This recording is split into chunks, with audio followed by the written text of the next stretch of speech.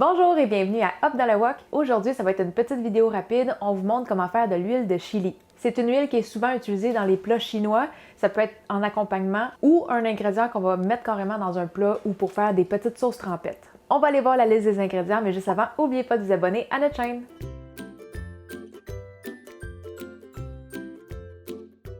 On pourrait faire une huile de chili vraiment basique avec juste de l'huile, des flocons de piment chili, du sel et du sucre. Mais nous, aujourd'hui, on va faire une version avec un petit peu plus de complexité dans les saveurs. On va mettre quelques ingrédients de plus, mais si vous les avez pas, c'est très correct de ne pas les mettre aussi.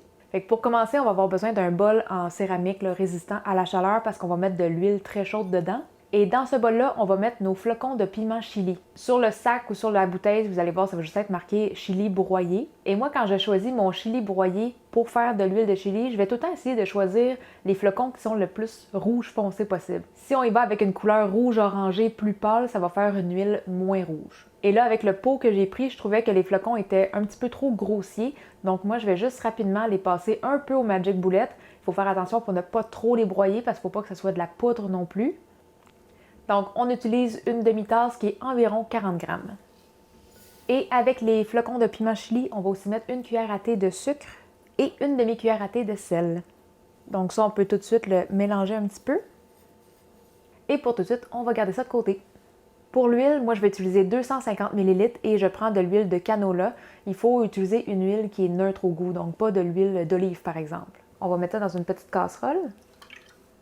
Et là, pour les aromates, c'est comme je vous ai dit, c'est pas nécessaire de les avoir, mais moi, je vais utiliser 2 gousses d'ail et je vais vraiment juste comme les garder épluchées comme ça. Si vous voulez avoir plus de saveur d'ail, soit vous mettez plus de gousses d'ail ou vous faites juste comme écraser avec le couteau vos gousses. En étant un peu écrasé, la saveur va beaucoup plus sortir. Une petite échalote française et comme l'ail, on va juste l'éplucher. Je vais avoir 3 étoiles d'anis, un bâton de cannelle. Ensuite, on va avoir une gousse de cardamome noir. Les grosses cardamomes comme ça va être vraiment dans les épiceries asiatiques qu'on va les trouver. Sinon, sur Internet, là, sur Amazon, c'est quand même assez facile à avoir. Si vous n'êtes vraiment pas capable d'en trouver, vous pouvez juste ne pas le mettre ou le remplacer par quelques gousses de cardamome verte, sont vraiment plus petites. Ça n'a pas exactement le même goût, mais comme je vous dis, on peut varier un petit peu les épices. Ça ne fera pas une énorme différence. Une feuille de laurier et une cuillère à thé de poivre de Sichuan. Une cuillère à thé, c'est juste assez pour que l'huile soit pas engourdissante vraiment. On va sentir, on va goûter le petit arôme de poivre de Sichuan, mais ça va être quand même assez subtil. Fait que là, on va tout mettre ça dans l'huile.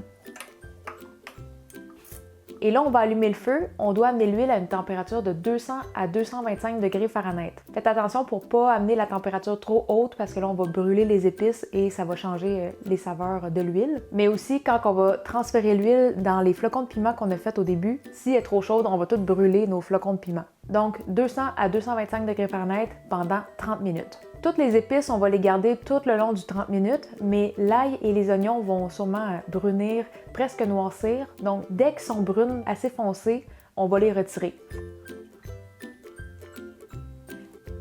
Quand ça fait 30 minutes que ça chauffe, moi je vais commencer par enlever toutes les grosses épices. Là, on va les enlever avec des baguettes, c'est plus facile. Et toutes les petites épices, je vais les filtrer avec un petit tamis au-dessus de mon bol.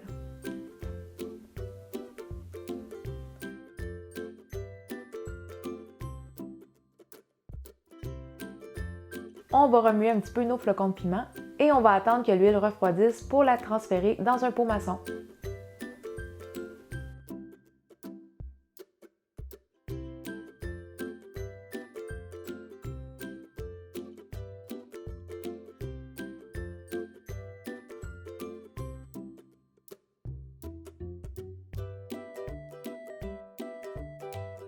Donc c'est comme ça que moi je fais mon huile de chili maison. Et comme je vous ai mentionné tantôt, vous pouvez faire une version qui est plus simple avec juste le sel et le sucre. Dans ce cas-là, on n'a pas besoin de faire chauffer l'huile 30 minutes. On fait juste l'amener à 225 degrés Fahrenheit et on peut tout de suite mettre ça dans nos chilis broyés. L'huile de chili fraîchement faite, on peut l'utiliser tout de suite dans une recette, mais je vous dirais que les saveurs sont vraiment plus complètes au bout de quelques jours, voire une semaine. Parce que tous les petits piments dedans vont continuer de s'infuser dans l'huile.